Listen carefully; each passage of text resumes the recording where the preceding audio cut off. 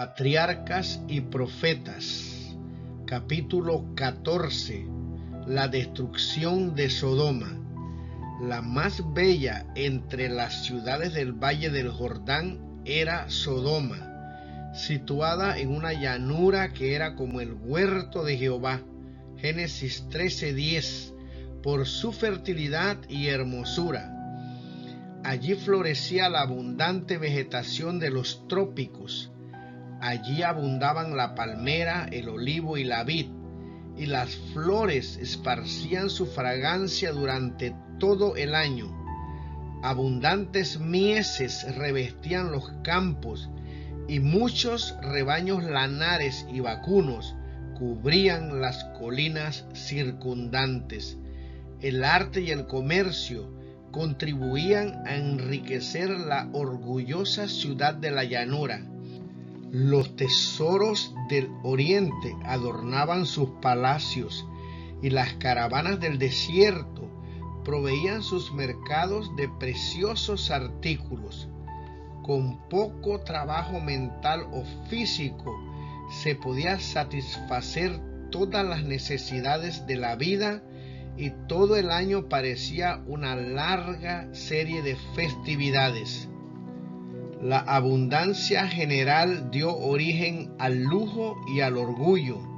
La ociosidad y las riquezas endurecen el corazón, que nunca ha estado oprimido por la necesidad ni sobrecargado por el pesar. El amor a los placeres fue fomentado por la riqueza y la ociosidad, y la gente se entregó a la complacencia sensual. He aquí, dice Ezequiel, que esta fue la maldad de Sodoma, tu hermana, soberbia, hartura de pan y abundancia de ociosidad tuvo ella y sus hijas, y no corroboró la mano del afligido y del menesteroso, y ensoberbeciéronse e hiciéronse abominación delante de mí, y quitélas como vi bueno. Nada desean los hombres tanto como la riqueza y la ociosidad, y sin embargo estas cosas fueron el origen de los pecados que acarrearon la destrucción de las ciudades de la llanura. La vida inútil y ociosa de sus habitantes los hizo víctimas de las tentaciones de Satanás. Desfiguraron la imagen de Dios y se hicieron más satánicos que divinos. La ociosidad es la mayor maldición que puede caer sobre el hombre, porque la siguen el vicio y el crimen, debilita la mente, pervierte el entendimiento y el alma. Satanás está al acecho, pronto para destruir a los imprudentes, cuya ociosidad le da ocasión de acercarse a ellos bajo cualquier disfraz atractivo. Nunca tiene más éxito que cuando se aproxima a los hombres en sus horas ociosas. Reinaban en Sodoma el alboroto y el júbilo, los festines y las borracheras. Las más viles y más brutales pasiones imperaban desenfrenadas. Los habitantes desafiaban públicamente a Dios y a su ley, y encontraban deleite en los actos de violencia. Aunque tenían ante sí el ejemplo del mundo antediluviano, y sabían cómo se había manifestado la ira de Dios en su destrucción, sin embargo, seguían la misma conducta impía. Cuando Lot se trasladó a Sodoma, la corrupción no se había generalizado, y Dios en su misericordia permitió que brillasen rayos de luz en medio de las tinieblas morales. Cuando Abraham libró a los cautivos de los elamitas, la atención del pueblo fue atraída a la verdadera fe. Abraham no era desconocido para los habitantes de Sodoma, y su veneración del Dios invisible había sido para ellos objeto de ridículo, pero su victoria sobre fuerzas muy superiores y su magnánima disposición acerca de los prisioneros y del botín despertaron la admiración y el asombro. Mientras alababan su habilidad y valentía, nadie pudo evitar la convicción de que un poder divino le había dado la victoria. Y su espíritu noble y desinteresado, tan extraño para los egoístas habitantes de Sodoma, fue otra prueba de la superioridad de la religión a la que honró por su valor y fidelidad. Melquisedec, al bendecir a Abraham, había reconocido a Jehová como la fuente de todo su poder y como autor de la victoria. Bendito sea Abraham del Dios alto, poseedor de los cielos y de la tierra, y bendito sea el Dios alto que entregó tus enemigos en tus manos. Génesis 14, 19 y 20. Dios estaba hablando a aquel pueblo por su providencia, pero el último rayo de luz fue rechazado como todos los anteriores. Y ahora se acercaba la última noche de Sodoma. Las nubes de la venganza proyectaban ya sus obras sobre la ciudad condenada, pero los hombres no la percibieron. Mientras se acercaban los ángeles con su misión destructora, los hombres soñaban con prosperidad y placer. El último día fue como todos los demás que habían llegado y desaparecido. La noche se cerró sobre su escena de hermosura y seguridad. Los rayos del sol poniente inundaron un panorama de incomparable belleza. La frescura del atardecer había atraído fuera de las casas a los habitantes de la ciudad, y las muchedumbres amantes del placer se paseaban gozando de aquel momento. A la caída de la tarde, dos forasteros se acercaron a la puerta de la ciudad. Parecían viajeros que venían a pasar allí la noche. Nadie pudo reconocer en estos humildes caminantes a los poderosos heraldos del juicio divino, y poco pensaba la alegre e indiferente muchedumbre que en su trato con estos mensajeros celestiales, esa misma noche colmaría la culpabilidad que condenaba a su orgullosa ciudad. Pero hubo un hombre que demostró a los forasteros una amable atención, convidándolos a su casa. Lot no conocía el verdadero carácter de los visitantes, pero la cortesía y la hospitalidad eran una costumbre en él, eran una parte de su religión, eran lecciones que había aprendido del ejemplo de Abraham. Si no hubiera cultivado este espíritu de cortesía, habría sido abandonado para que pereciera con los demás habitantes de Sodoma. Muchas familias, al cerrar sus puertas a un forastero, han excluido a algún mensajero de Dios que les habría proporcionado bendición, esperanza y paz. En la vida, todo acto, por insignificante que sea, tiene su influencia para el bien o para el mal. La fidelidad o el descuido en lo que parecen ser deberes menos importantes puede abrir la puerta a las más ricas bendiciones o a las mayores calamidades. Son las cosas pequeñas las que prueban el carácter. Dios mira con una sonrisa complaciente los actos humildes de abnegación cotidiana, si se realizan con un corazón alegre y voluntario. No hemos de vivir para nosotros mismos, sino para los demás. Solo olvidándonos de nosotros mismos y abrigando un espíritu amable y ayudador, podemos hacer de nuestra vida una bendición. Las pequeñas atenciones, los actos sencillos de cortesía contribuyen mucho a la felicidad de la vida, y el descuido de estas cosas influye no poco en la miseria humana. Conociendo Lot el maltrato a que los forasteros estarían expuestos en Sodoma, consideró deber suyo protegerlos, ofreciéndole hospedajes en su propia casa.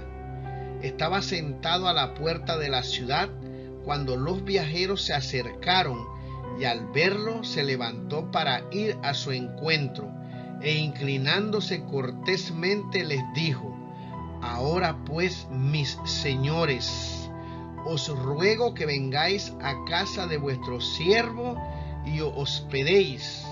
Génesis 19. Pareció que rehusaban su hospitalidad cuando contestaron: No, que en la plaza nos quedaremos esta noche. La intención de esta contestación era doble: probar la sinceridad de Lot y también aparentar que ignoraban el carácter de los habitantes de Sodoma, como si supusieran que había seguridad en quedarse en la calle durante la noche. Su contestación hizo que Lot se sintiera más decidido a no dejarlos a merced del populacho. Repitió su invitación hasta que cedieron y le acompañaron a su casa. Lot había esperado ocultar su intención a los ociosos que estaban en la puerta, llevando a los forasteros a su casa mediante un rodeo, pero la vacilación y tardanza de estos, así como las instancias de él, dieron tiempo a que los observaran, y antes de que se acostaran aquella noche, una muchedumbre desenfrenada se reunió alrededor de la casa. Era una inmensa multitud de jóvenes y ancianos, todos igualmente enardecidos por las más bajas pasiones. Los forasteros se habían informado del carácter de la ciudad, y Lot les había advertido que no se atrevieran a salir de la casa por la noche. En ese momento se oyeron los gritos y las mofas de la muchedumbre, que exigía que sacara afuera a los hombres. Sabiendo Lot que si provocaba la violencia de esta gente, podrían derribar fácilmente la puerta de su casa, salió a ver si podía conseguir algo mediante la persuasión. Os ruego, dijo, hermanos míos, que no hagáis tal mal. Sirviéndose de la palabra hermanos en el sentido de vecinos, esperaba conciliárselos y avergonzarlos de sus malos propósitos. Pero sus palabras fueron como aceite sobre las llamas. La ira de la turba creció como una rugiente tempestad. Se burlaron de Lot por intentar hacerse juez de ellos, y le amenazaron con tratarle peor de como intentaban tratar a sus huéspedes. Se abalanzaron sobre él y le habrían despedazado si no le hubiese librado los ángeles de Dios. Los mensajeros celestiales alargaron la mano y metieron a Lot en casa con ellos y cerraron las puertas. Los sucesos que siguieron manifestaron el carácter de los huéspedes a quienes había alojado, y a los hombres que estaban a la puerta de la casa, desde el menor hasta el mayor, hirieron con ceguera, mas ellos se fatigaban por hallar la puerta. Si por el endurecimiento de su corazón no hubiesen sido afectados por doble ceguedad, el golpe que Dios les acertaba los habría atemorizado y hecho desistir de sus obras impías. Aquella última noche no se distinguió porque se cometieran mayores pecados que en otras noches anteriores, pero la misericordia, tanto tiempo despreciada, al fin cesó de interceder por ellos. Los habitantes de Sodoma habían pasado los límites de la longanimidad divina, el límite oculto entre la paciencia de Dios y su ira. Los fuegos de su venganza estaban por encenderse en el valle de Sidín. Los ángeles manifestaron a Lot el objeto de su misión. Vamos a destruir este lugar, por cuanto el clamor de ellos ha subido de punto delante de Jehová.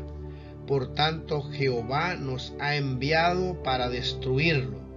Los forasteros, a quienes Lot había tratado de proteger, le prometieron a su vez protegerlo a él y salvar también a todos los miembros de su familia que huyeran con él de la ciudad impía. La turba, ya cansada, se había marchado, y Lot salió para avisar a sus yernos. Repitió las palabras de los ángeles: levantaos, salid de este lugar, porque Jehová va a destruir esta ciudad. Pero a ellos les pareció que Lot bromeaba. Se rieron de lo que llamaron sus temores supersticiosos. Sus hijas se dejaron convencer por la influencia de sus maridos. Se encontraban perfectamente bien donde estaban. No podían ver señal alguna de peligro. Todo estaba exactamente como antes. Tenían grandes haciendas y no les parecía posible que la hermosa Sodoma iba a ser destruida. Lleno de dolor, regresó Lot a su casa y contó su fracaso. Entonces los ángeles le mandaron levantarse, llevar a su esposa y a sus 2 hijas que estaban aún en la casa y abandonar la ciudad. Pero Lot se demoraba, aunque diariamente se afligía al presenciar actos de violencia. No tenía un verdadero concepto de la abominable iniquidad y la depravación que se practicaba en esa vil ciudad. No comprendía la terrible necesidad de que los juicios de Dios reprimiesen el pecado. Algunos de sus cercanos se aferraron a Sodoma y su esposa se negaba a marcharse sin ellos. A Lot le parecía insoportable la idea de dejar a los que más quería en la tierra. Le apenaba abandonar su suntuosa morada y la riqueza adquirida con el trabajo de toda su vida, para salir como un pobre peregrino.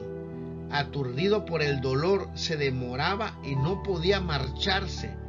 Si no hubiese sido por los ángeles de Dios, todos habrían perecido en la ruina de Sodoma. Los mensajeros celestiales asistieron la mano a Lot y a su mujer y a sus hijas y los llevaron fuera de la ciudad. Allí los dejaron los ángeles y se volvieron a Sodoma para cumplir su obra de destrucción. Otro, aquel a quien había implorado Abraham, se acercó a Lot. En todas las ciudades de la llanura no se habían encontrado ni siquiera 10 justos, pero en respuesta al ruego del patriarca, el hombre que temía a Dios fue preservado de la destrucción. Con vehemencia aterradora se le dio el mandamiento: escapa por tu vida, no mires tras ti ni pares en toda esta llanura, escapa al monte, no sea que perezcas. Cualquier tardanza o vacilación sería ahora fatal. El retrasarse por echar una sola mirada a la ciudad condenada, el detenerse un solo momento, sintiendo dejar un hogar tan hermoso, les habría costado la vida. La tempestad del juicio divino solo esperaba que estos pobres fugitivos escapasen. Pero Lot, confuso y aterrado, protestó que no podía hacer lo que se le exigía, por temor a que le ocurriera algún mal que le causara la muerte. Mientras vivía en aquella ciudad impía, En medio de la incredulidad, su fe había disminuido. El príncipe del cielo estaba a su lado y sin embargo rogaba por su vida, como si el Dios que había manifestado tanto cuidado y amor hacia él no estuviera dispuesto a seguir protegiéndole. Debiera haber confiado plenamente en el mensajero divino, poniendo su voluntad y su vida en las manos del Señor, sin duda ni pregunta alguna. Pero como tantos otros, trató de hacer planes por sí mismo. He aquí ahora esta ciudad está cerca para huir allá, la cual es pequeña, escaparé ahora allá. ¿No es ella pequeña y vivirá mi alma? La ciudad mencionada aquí era Bela, que más tarde se llamó Zoar. Estaba a pocas millas de Sodoma. Era tan corrompida como esta y también condenada a la destrucción. Pero Lot rogó que fuese conservada, insistiendo en que era poco lo que pedía y lo que deseaba le fue otorgado. El Señor le aseguró: he aquí, he recibido también tu súplica sobre esto, y no destruiré la ciudad de que has hablado. Cuánta es la misericordia de Dios hacia sus extraviadas criaturas. Otra vez se le dio la solemne orden de apresurarse, pues la tempestad de fuego tardaría muy poco en llegar. Pero una de las personas fugitivas se atrevió a mirar hacia atrás, hacia la ciudad condenada, y se convirtió en un monumento del juicio de Dios. Si Lot mismo no hubiese vacilado en obedecer la advertencia del ángel, si se hubiese huido con prontitud hacia las montañas, sin una palabra de súplica ni de protesta, su esposa también habría podido escapar. La influencia del ejemplo de él la habría salvado del pecado que selló su condenación. Pero la vacilación y la tardanza de él la indujeron a ella a considerar livianamente la amonestación divina. Mientras su cuerpo estaba en la llanura, su corazón se hacía de Sodoma y con Sodoma pereció. Se rebeló contra Dios porque sus juicios arrastraban a sus hijos y sus bienes a la ruina. Aunque fue muy favorecida al ser llamada a que saliera de la ciudad impía, creyó que se le trataba duramente, porque tenía que dejar para ser destruidas las riquezas que había acumulado con el trabajo de muchos años. En vez de aceptar la salvación con gratitud, miró hacia atrás presuntuosamente, deseando la vida de los que habían despreciado la advertencia divina. Su pecado mostró que no era digna de la vida, por cuya conservación sentía tan poca gratitud. Debiéramos guardarnos de tratar tan ligeramente las benignas medidas que Dios toma para nuestra salvación. Hay cristianos que dicen: no me interesa ser salvo si mi esposa y mis hijos no se salvan conmigo. Les parece que sin la presencia de los que les son tan queridos, el cielo no sería el cielo para ellos. Pero al albergar tales sentimientos, tienen un concepto justo de su propia relación con Dios en vista de su gran bondad y misericordia hacia ellos. Han olvidado que están obligados por los lazos más fuertes del amor, del honor y de la fidelidad a servir a su Creador y Salvador. Las invitaciones de la misericordia se dirigen a todos, y porque nuestros amigos rechazan el implorante amor del Salvador, ¿hemos de apartarnos también nosotros? La redención del alma es preciosa. Cristo pagó un precio infinito por nuestra salvación, y porque otros las desechen, Ninguna persona que aprecie el valor de este gran sacrificio o el valor del alma despreciará la misericordia de Dios. El mismo hecho de que otros no reconozcan los justos requerimientos de Dios debiera incitarnos a honrar al Creador con más diligencia y a inducir a todos los que alcance nuestra influencia a aceptar su amor. El sol salía sobre la tierra cuando Lot llegó a Zoar. Los claros rayos matutinos parecían anunciar solo la prosperidad y paz a las ciudades de la llanura. Empezó el ajetreo de la vida diaria por las calles. Los hombres iban por sus distintos caminos, a su negocio, a los placeres del día. Los yernos de Lot se burlaban de los temores y advertencias del caduco anciano. De repente, como un trueno en un cielo despejado, se desató la tempestad. El Señor hizo llover fuego y azufre del cielo sobre las ciudades y la fértil llanura. Sus palacios y templos, las costosas moradas, los jardines y viñedos, la muchedumbre amante del placer que la noche anterior había injuriado a los mensajeros del cielo, todo fue consumido. El humo de la conflagración ascendió al cielo como si fuera el humo de un gran horno, y el hermoso valle de Sidim se convirtió en un desierto, un sitio que jamás había de ser reconstruido ni habitado, como testimonio para todas las generaciones de la seguridad con que el juicio de Dios castiga el pecado.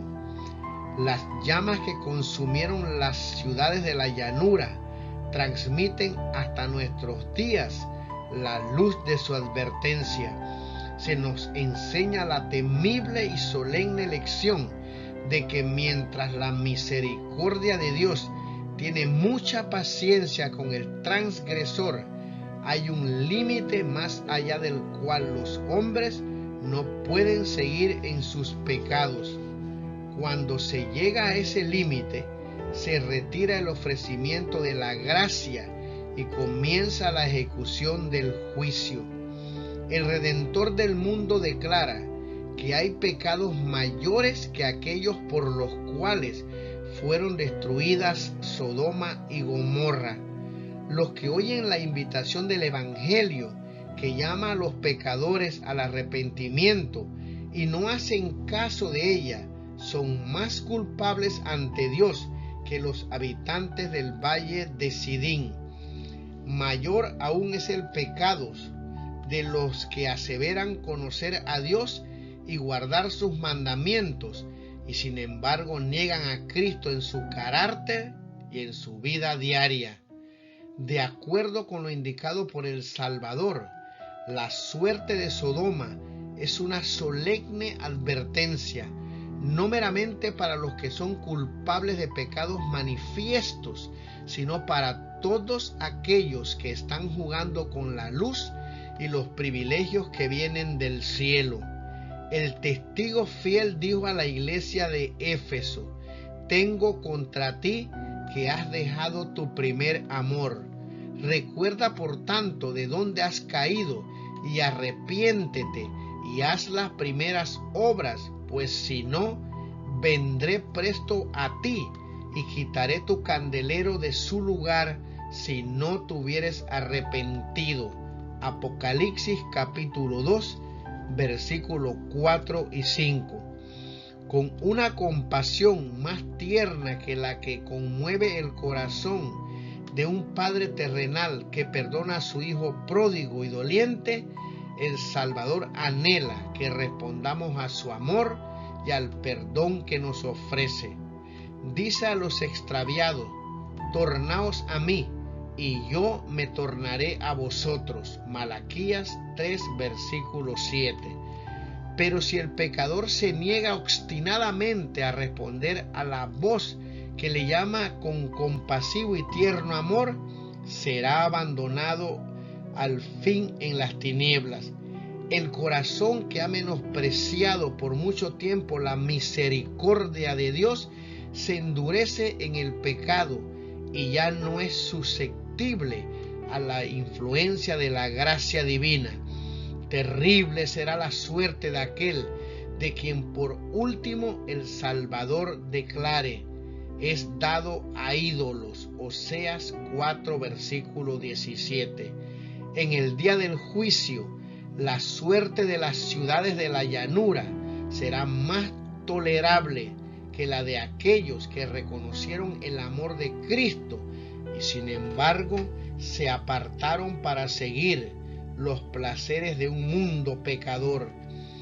Vosotros que despreciáis los ofrecimientos de la misericordia, pensad en la larga serie de asientos que se acumulan contra vosotros en los libros del cielo, pues allá se registra la impiedad de las naciones, las familias y los individuos. Dios puede soportar mucho mientras se lleva la cuenta y puede enviar llamados al arrepentimiento y ofrecer perdón. Sin embargo, llegará el momento cuando habrá completado la cuenta, cuando el alma habrá hecho su elección, cuando por su propia decisión el hombre habrá fijado su destino. Entonces se dará la señal para ejecutar el juicio. Hay motivos para inquietarse por el estado religioso del mundo actual. Se ha jugado con la gracia de Dios. La multitud ha anulado la ley de Dios, enseñado doctrinas y mandamientos de hombres. Mateo 15, versículo 9. La incredulidad prevalece en muchas iglesias de nuestra tierra. No es una incredulidad en el sentido más amplio, que niegue abiertamente la Sagrada Escritura, sino una incredulidad envuelta en la capa del cristianismo, mientras mina la fe en la Biblia como revelación de Dios. La devoción ferviente y la piedad viva han cedido el lugar a un formalismo hueco. Como resultado prevalece la apostasía y el sensualismo. Cristo declaró: así también como en los días de Lot, como esto será el día en que el Hijo del Hombre se manifestará. Lucas 17, versículo 28 al 30. El registro diario de los acontecimientos atestigua el cumplimiento de estas palabras.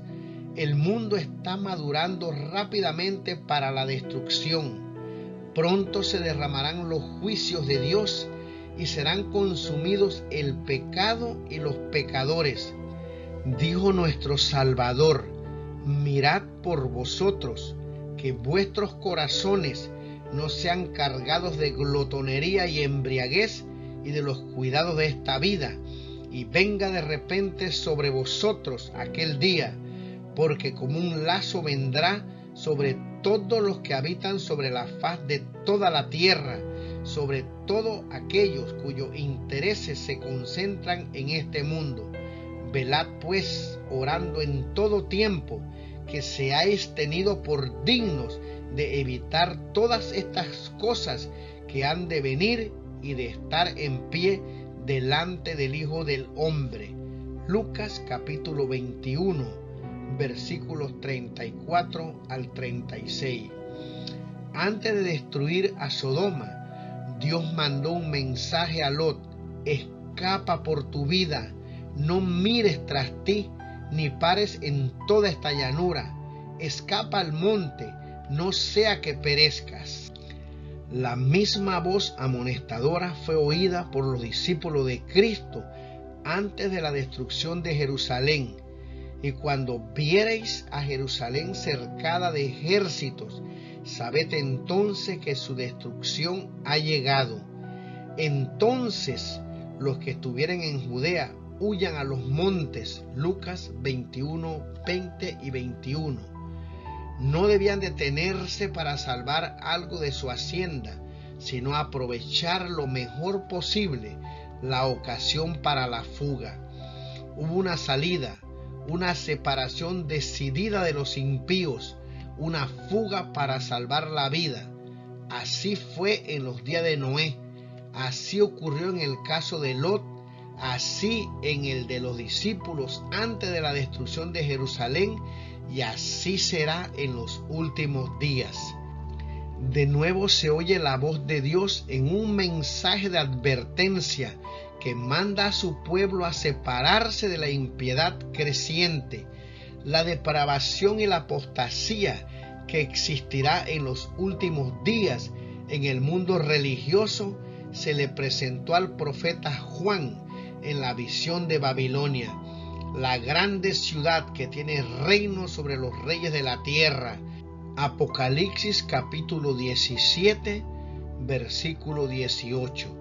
Antes de que sea destruida, se ha de oír la llamada del cielo: salid de ella, pueblo mío, porque no seáis participantes de sus pecados y que no recibáis de sus plagas. Apocalipsis 18:4. Como en días de Noé y Lot, es necesario separarse decididamente del pecado y de los pecadores. No puede haber transigencia entre Dios y el mundo, ni se puede volver atrás para conseguir tesoros terrenales. No podéis servir a Dios y a Mamón. Mateo 6:24. Como los habitantes del valle de Sidín, la gente sueña ahora con prosperidad y paz. Escapa por tu vida, es la advertencia de los ángeles de Dios, pero se oyen otras voces que dicen: no os inquietéis, no hay nada que temer. La multitud vocea paz y seguridad, mientras el cielo declara que una rápida destrucción está por caer sobre el transgresor.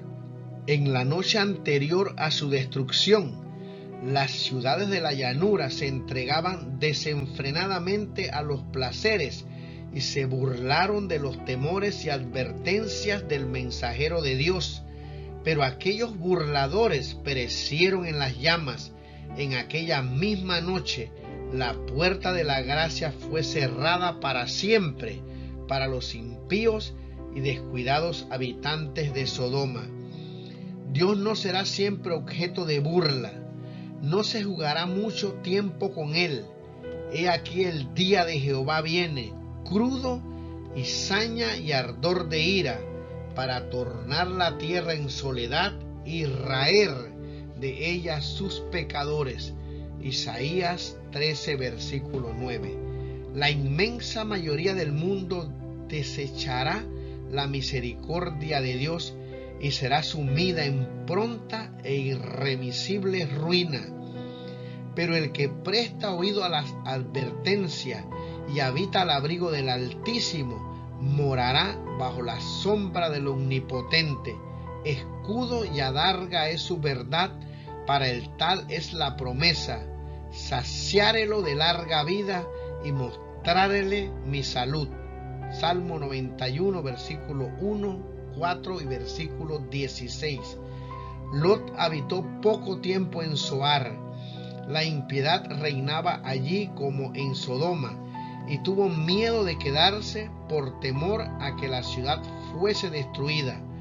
Poco después Zoar fue destruida, tal como Dios lo había proyectado. Lot se fue a los montes y vivió en una caverna, privado de todas las cosas por las cuales se había atrevido a exponer a su familia a la influencia de una ciudad impía. Pero hasta allá le siguió la maldición de Sodoma. La infame conducta de sus hijas fue la consecuencia de las malas compañías que habían tenido en aquel vil lugar. La depravación moral de Sodoma se había filtrado de tal manera en su carácter que ellas no podían distinguir entre lo bueno y lo malo. Los únicos descendientes de Lot, los moabitas y amonitas, fueron tribus viles e idólatras, rebeldes contra Dios y acérrimos enemigos de su pueblo. Cuán grande fue el contraste entre la vida de Lot y la de Abraham. Una vez habían sido compañeros, habían adorado ante el mismo altar y habían morado juntos en sus tiendas de peregrinos. Pero qué separados estaban ahora. Lot había elegido a Sodoma en busca de placer y beneficios, abandonando el altar de Abraham y sus sacrificios diarios ofrecidos al Dios viviente. Habían permitido a sus hijos mezclarse con un pueblo depravado e idólatra. Sin embargo, había conservado en su corazón el temor de Dios, pues la Escritura lo llama justo. Segunda de Pedro 2:7. Su alma justa se afligía por la vil conversación que tenía que oír diariamente y por la violencia y los crímenes que no podía impedir. Fue salvado por fin como un tizón arrebatado del incendio. Zacarías 3, versículo 2.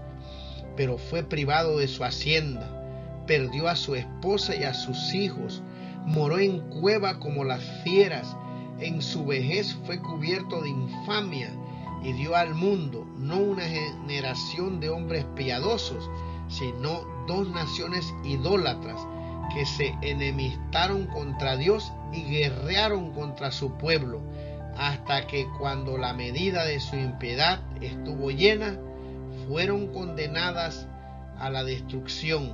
Qué terribles fueron las consecuencias que siguieron a un solo paso imprudente.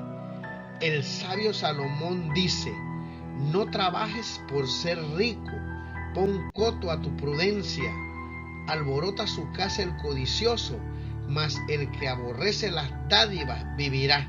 Proverbio 23:4, 15, versículo 27.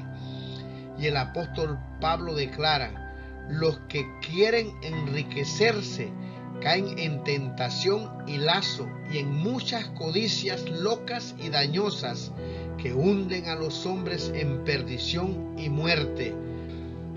Cuando Lot se estableció en Sodoma, estaba completamente decidido a abstenerse de la impiedad y a mandar a su casa después de sí que obedeciera a Dios, pero fracasó rotundamente.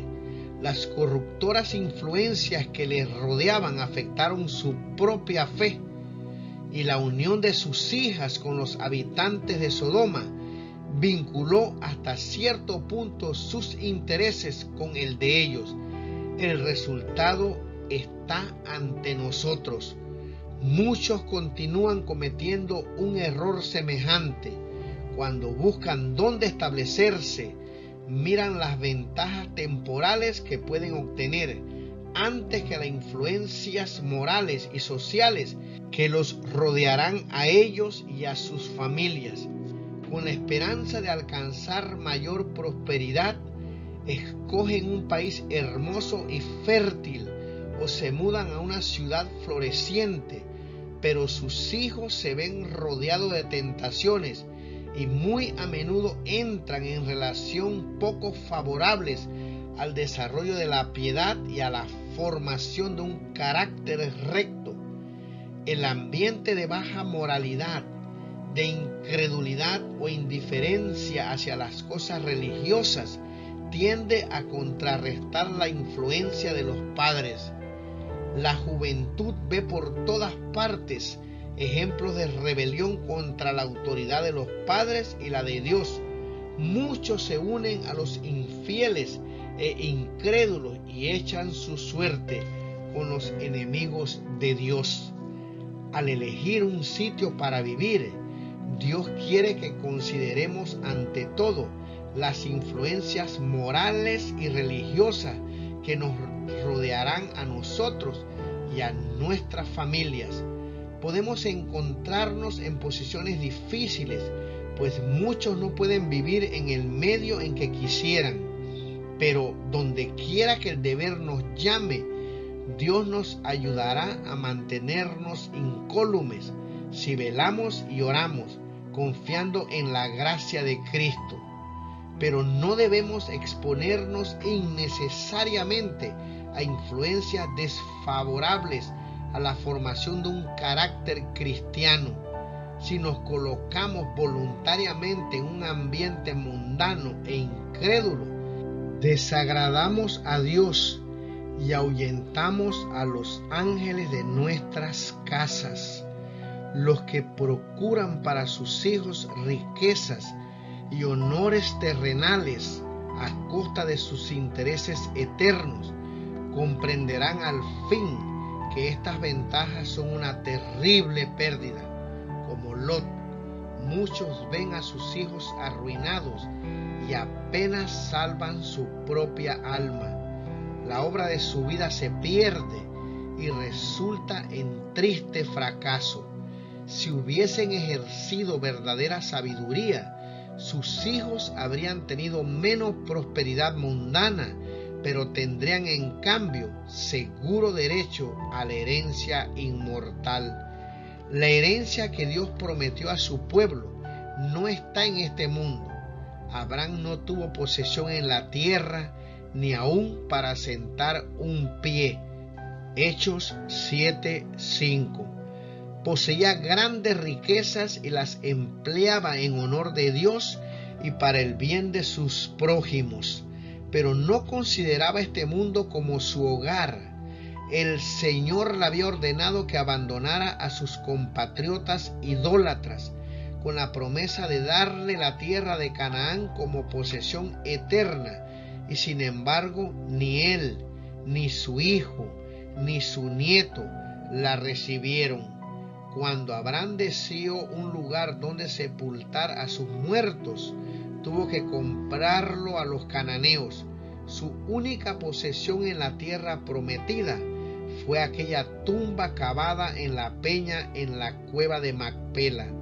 Pero Dios no faltó a su palabra, ni tuvo ésta su cumplimiento final en la ocupación de la tierra de Canaán por el pueblo judío. A Abraham fueron hechas las promesas y a su simiente. Gálatas capítulo 3, versículo 16. Abraham mismo debía participar de la herencia. Puede parecer que el cumplimiento de la promesa de Dios tarda mucho, pues un día delante del Señor es como 1000 años y 1000 años como un día. Puede parecer que se demora, pero al tiempo determinado, sin duda, vendrá, no tardará. Segunda de Pedro 3:8, Habacuc 2, versículo 3. La dádiva prometida a Abraham y a su simiente incluía no solo la tierra de Canaán, sino toda la tierra. Así dice el apóstol: no por la ley fue dada la promesa a Abraham o a su simiente, que sería heredero del mundo, sino por la justicia de la fe. Romanos 4, versículo 13. Y la Sagrada Escritura enseña expresamente que las promesas hechas a Abraham han de ser cumplidas mediante Cristo. Todos los que pertenecen a Cristo, ciertamente la simiente de Abraham son, y conforme a la promesa, los herederos de la herencia incorruptible y que no puede contaminarse ni marchitarse, herederos de la tierra libre de la maldición del pecado, porque el reino y el señorío y la majestad de los reinos debajo de todo el cielo será dado al pueblo de los santos del Altísimo, y los mansos heredarán la tierra y se recrearán con abundancia de paz. Gálatas 3, versículo 29, Primera de Pedro 1:4, Daniel 7, versículo 27, Salmos 37, versículo 11. Dios dio a Abraham una vislumbre de esta herencia inmortal, y con esta esperanza él se conformó. Por fe habitó en la tierra prometida como en tierra ajena, morando en cabañas con Isaac y Jacob, herederos juntamente de la misma promesa, porque esperaba ciudad con fundamentos, el artífice y hacedor de la cual es Dios. Hebreos 11, versículos 9 y 10. De la descendencia de Abraham dice la Escritura: conforme a la fe murieron todos estos sin haber recibido las promesas, sino mirándolas de lejos y creyéndolas y saludándolas y confesando que eran peregrinos y advenedizos sobre la tierra. Tenemos que vivir aquí como peregrinos y advenedizos. Si deseamos la patria mejor, es a saber, la celestial, los que son hijos de Abraham desearán la ciudad que él buscaba, el artífice y hacedor de la cual es Dios.